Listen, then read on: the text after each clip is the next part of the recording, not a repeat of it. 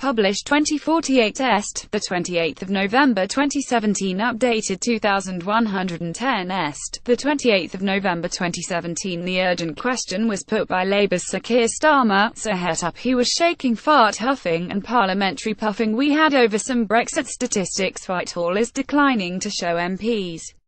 The Commons worked itself into such indignation that David Davis, absent yesterday, could be found in contempt of Parliament, a charge that can see an MP unseated and thrown into the Palace of Westminster Jail.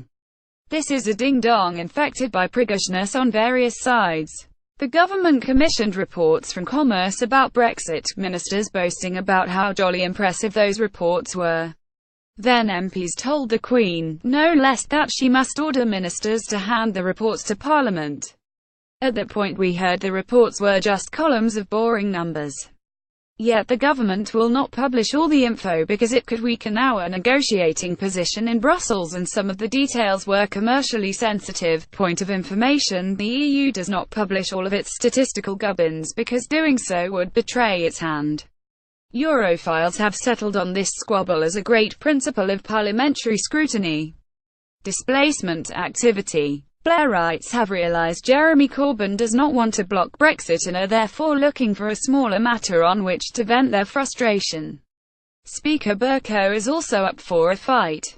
He always is. Blairites have realised Jeremy Corbyn does not want to block Brexit and are therefore looking for a smaller matter on which to vent their frustration, and so we yesterday had a Labour urgent question granted by Bercow, followed by points of order in which the Speaker presented himself a veritable new Cromwell.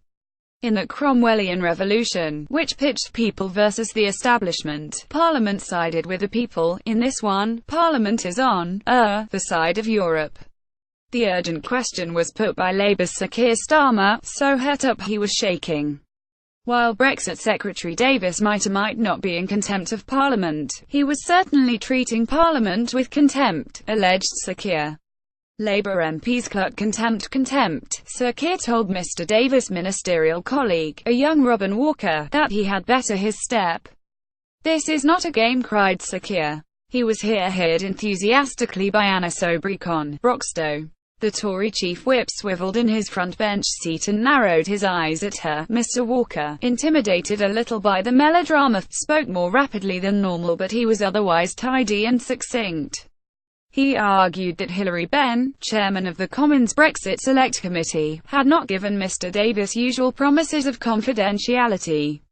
The Commons worked itself into such indignation that David Davis, absent yesterday, could be found in contempt of Parliament. Sir Keir, very much a lawyer, said the two Leverage files in which the documents had been placed were no bigger than you would expect of evidence in a pretty routine Crown Court case. Guilty as charged, the elder Labour wit. I do object to any suggestion I cannot be trusted, said Mr Benn.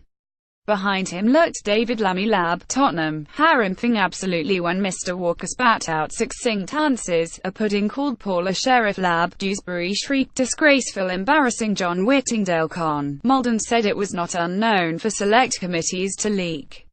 Ex-diplomat Richard Graham Con Gloucester said surely no one would want our country to go into the negotiating chamber in a weaker position. What touching naivety.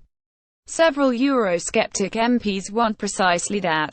So Desmond Swain Con New Forest W inquired who had been the first person to suggest the government could submit the statistics in edited form. Mr Walker disclosed that the person in question was Sir Keir. Pro-Brexit David Jones Con Clwyd West thought the EU would be loving all this. Tim Loughton Con Worthingshore wanted to see the EU's own research papers. He was ruled out of order by Mr Bercow, who cares little for him.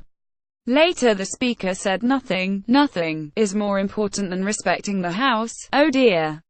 I don't know where that leaves those of us, possibly a majority, who look at such shenanigans and simply discern a petulant parliamentary class kicking and screaming because it does not want to do what the electorate firmly told it to do 18 months ago.